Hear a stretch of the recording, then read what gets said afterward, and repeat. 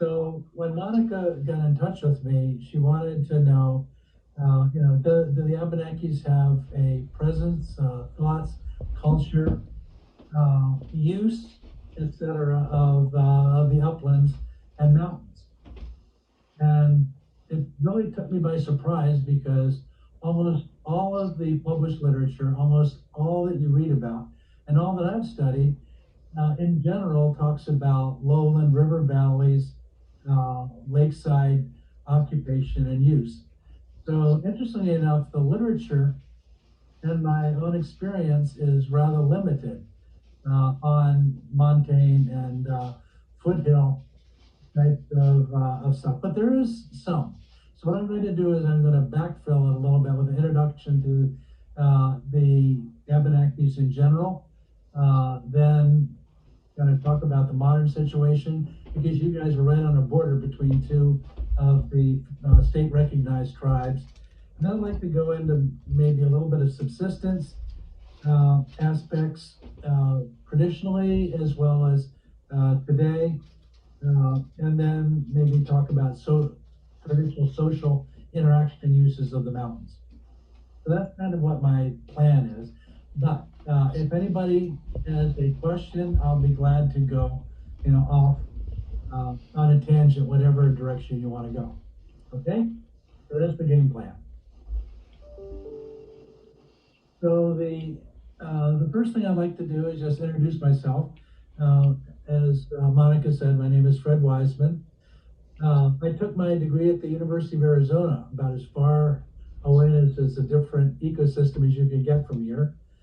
I studied the discipline of paleoethnobiology. In other words, it's the interaction of human beings and the plant and animal and geologic world in the past. By using geologic techniques such as sediment core analysis, pollen analysis, phytolith, and stuff like that.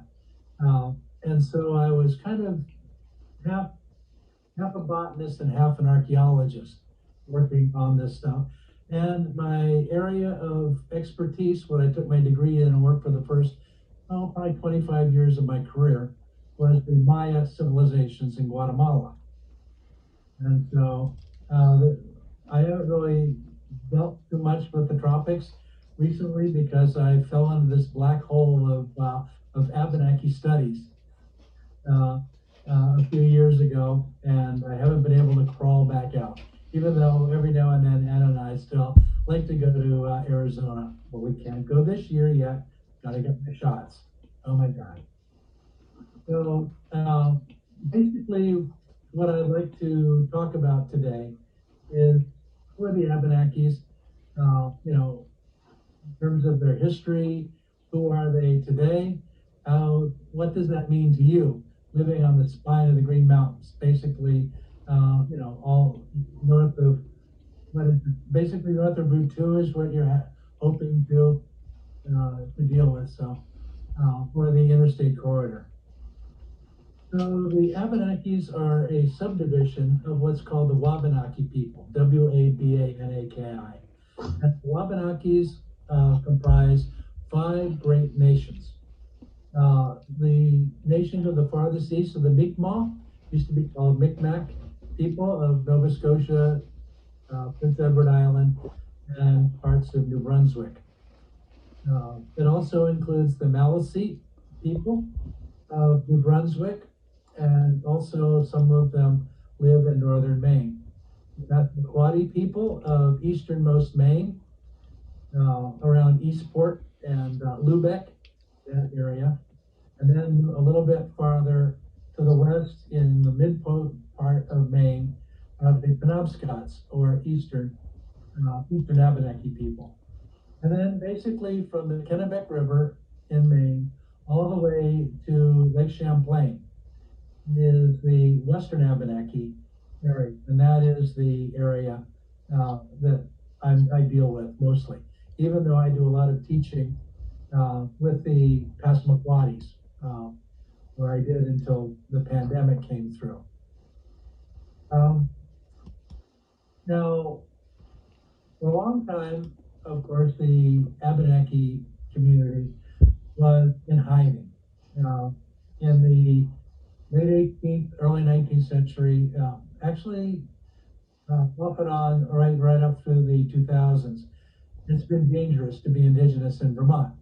And so many Abénakis left and moved up to the Canadian villages. There's two mission villages now called Odanak and Wallanack on the southern boundary of, or southern shore of the St. Lawrence River.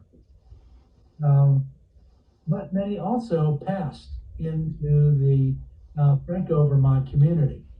And you might be interested to know that an anthropologist about 30 years ago estimated that probably about between a third and a half of everybody north of Route 2 that had French surnames probably has enough indigenous heritage in them to be able to join one of the Abenaki tribes.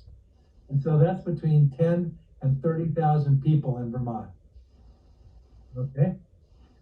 So there's a lot of people. Now, unfortunately, many of these people still do not express a native identity. Usually the thing that happens is there's always a story. Yep, my great-grandmother, she was native.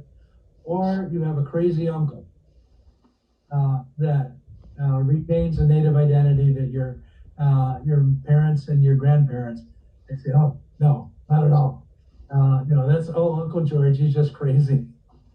And so perhaps some of you have that kind of a story in your background.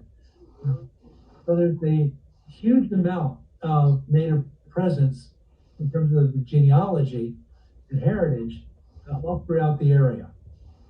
Now, as far as people living in your area, you are the spine of the Green Mountains, basically Cold Hollow Mountains, up to peak to the pinnacle. That's basically the boundary between Siskoi, the tribe I belong to, over here in Swanton, and the Nulhegan Band, which is in the Northeast Kingdom. Now, this boundary is kind of just by convenience. The reason why we drew the line there was when we did state recognition. All the tribes had to determine a homeland so that then they could use the information, like if there was a basket maker that lived in Richford, and there were basket makers in Richford, or the river rats who were discriminated against in Richford. That was to be used by one of the tribes or another. So he drew the line so that the Siskoi basically could use Richford, and Nulhegan could use Troy. Okay, and so really there's no Nulhegan and the Siskoi kind of interdigitate. So, for example, in Johnson, a little bit south of your region, there are families that belong to Missisquoi in the same village as belong to Nulhegan. So, it's a crapshoot. So, are there any questions about the geography of the Abénakis, or what bands and tribes are in this area?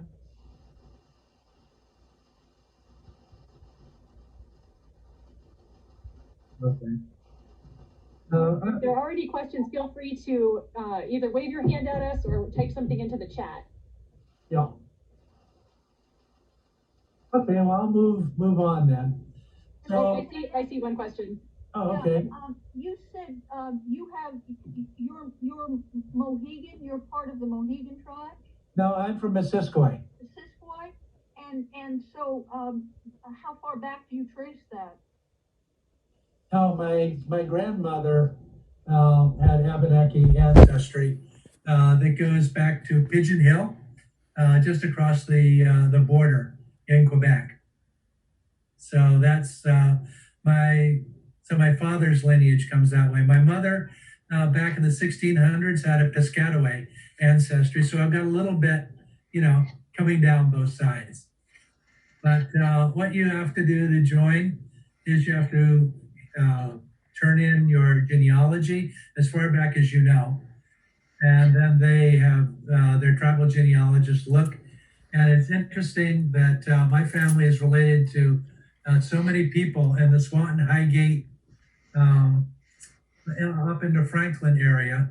Then I have my great grandfather has 392 descendants in the Swanton Highgate Franklin area.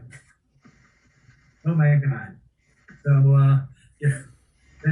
So when I handed in my genealogy, I said, oh, we know who you are. Okay. Other questions? Oh, there's a hand up. Yeah, exactly. And, oh, there's, okay. Arthur.